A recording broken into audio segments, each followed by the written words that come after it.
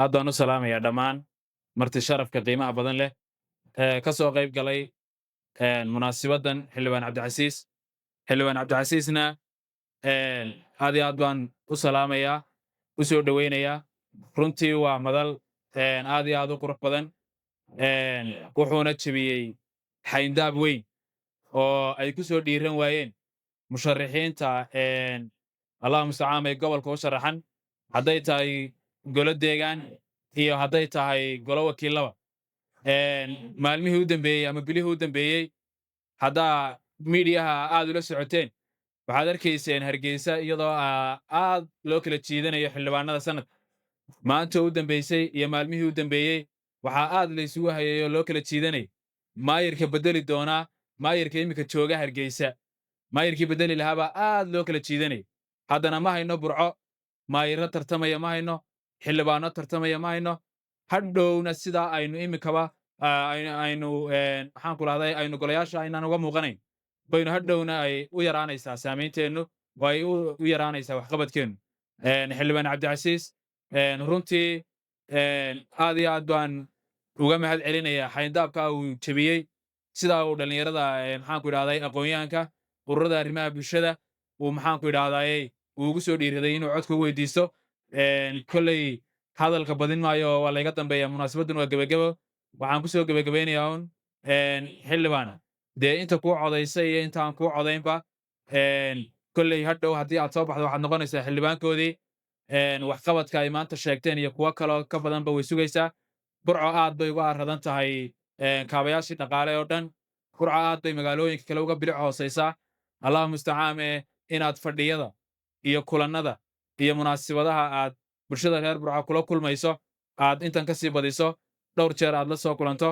Horeynu inagu isu soo aragnay, halkanna maxaan ku idhahdayey caawana waa isku aragnay.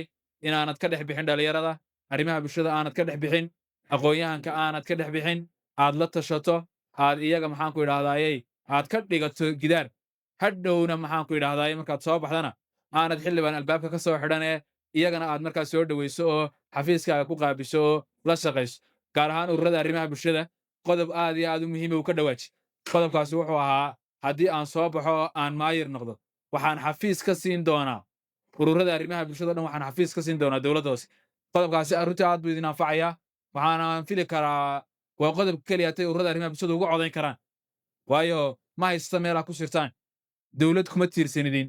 Maanta ururo badan oo arrimaha bulshada ka shaqeeya fadhiya meesha. Ururadaasi urur keliya oo dhaqaale qaataa ma jiro, urur keliya oo dowladdu kaabtaa ma jirto. Waa iswada ognaa Burca iyadunbaa iswadda, idinku baa dhaqaalaha iska ururiya. Dee markaa waxaan filayaa cabdicasiis dee inaad dhex marsataan, hadhowna aad kula xisaabtataan. Isaguna waa kaa kaga dhawaajiyey oo yidhi halkaasaa baan xafiis idinka samaynaya. Intaa iyo in ka badanba ururada arrimaha bulshadu xildhibaan way kaaga baahan yihiin, wayna ku garab taagan yihiin, wayna kuu codaynayaan.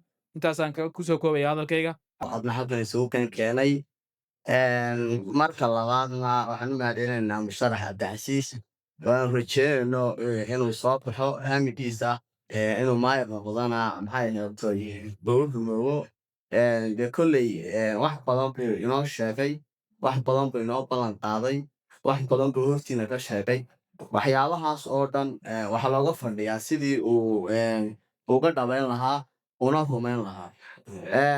nin walba waxa layidhi halkay bukaa nin walba halka bugta isaga balbashaaye annagoo doon nahay bahda arrimaha bulshada weliba ururada arrimaha bulshada qodobo wanaagsan oo la qanciyey ayuu soo bandhigay, kuwaasuna waa uga soo jiidanaya bahda ururada arrimaha bulshada. Marka waxaan rajeynaynaa haddii ilaahay ka dhigo haddii uu intaa sida ay tahay uga soo baxo, sida ay tahayna loogu hagaajiyo, waxaan u ballan qaadaynaa haddii ilaahay ka dhigo ka urura arrimo bulsho ahaan iyo ka deegaanka halkaal ahaanba inaan haddii ilaahay ka dhigo codkayga siin doono.